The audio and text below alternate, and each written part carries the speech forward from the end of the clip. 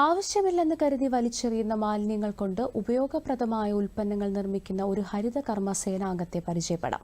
കൊല്ലം പുനലൂർ നഗരസഭയിലെ ഹരിതകർമ്മ സേനാംഗം ജ്യോതിർനിസയാണ് വേറിട്ട മാതൃകയാകുന്നത്.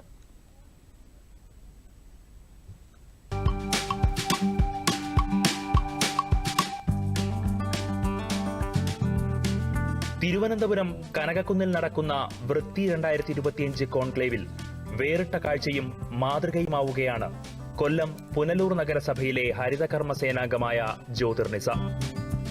വീടുകളിലെത്തി മാലിന്യം ശേഖരിക്കുന്നതിലൂടെ കിട്ടുന്ന തുച്ഛമായ വരുമാനത്തിലൂടെയാണ് സംസ്ഥാനത്തെ ഹരിതകർമ്മ സേനാംഗങ്ങളുടെ ജീവിതം മുന്നോട്ടു പോകുന്നത്.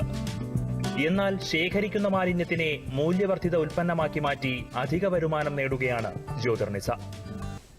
പാഴ്വസ്തു, അതായത് വീടുകളിൽ നമ്മൾ പ്ലാസ്റ്റിക് എടുക്കാൻ പോകുന്ന അവർ ഇതുപോലെ തുണികൾ, ഉപയോഗശൂന്യമായ തുണികൾ ഇങ്ങനെ മടക്കി വെക്കും. അത് ആർക്കെങ്കിലും കൊടുക്കെന്നും പറഞ്ഞുകൊണ്ട് തരും. അത് വന്നാലും ആരും അങ്ങനെ പഴയ തുണികൾ എടുക്കാറില്ല. അപ്പോഴും നമ്മളത് വീട്ടിൽ കൊണ്ടുവന്ന് കളക്ട് ചെയ്തു അതിൽ നിന്ന് നല്ല സാധനങ്ങൾ എടുത്ത്, സാരികളെ, മാക്സി അങ്ങനെയുള്ള സാധനങ്ങൾ എടുത്തിട്ട് നമ്മൾ കട്ട് ചെയ്ത് ഇതുപോലെ വന്ന് എടുത്തിട്ട് തയ്ച്ച് ഒരു സംരംഭമായിട്ട് എടുക്കുകയാണ്. ചവിട്ടികൾ മാത്രമല്ല, ഹാൻഡ് ബാഗുകൾ, മേശവിരിപ്പുകൾ തുടങ്ങിയവയെല്ലാം വീട്ടുകാർ മാലിന്യമെന്ന് കരുതി ഉപേക്ഷിക്കുന്ന വസ്ത്രങ്ങൾ ഉപയോഗിച്ച് ഇവർ നിർമ്മിക്കുമ്പോൾ അത് കേരളത്തിലെ മറ്റ് ഹരിതകർമ്മ സേനാംഗങ്ങൾക്കും മാതൃകയാക്കാവുന്നതാണ്. മറ്റുള്ളവർക്ക് താൻ ചെയ്യുന്ന ജോലി പഠിപ്പിക്കാനും ജ്യോതിർനിസ തയ്യാറാണ്.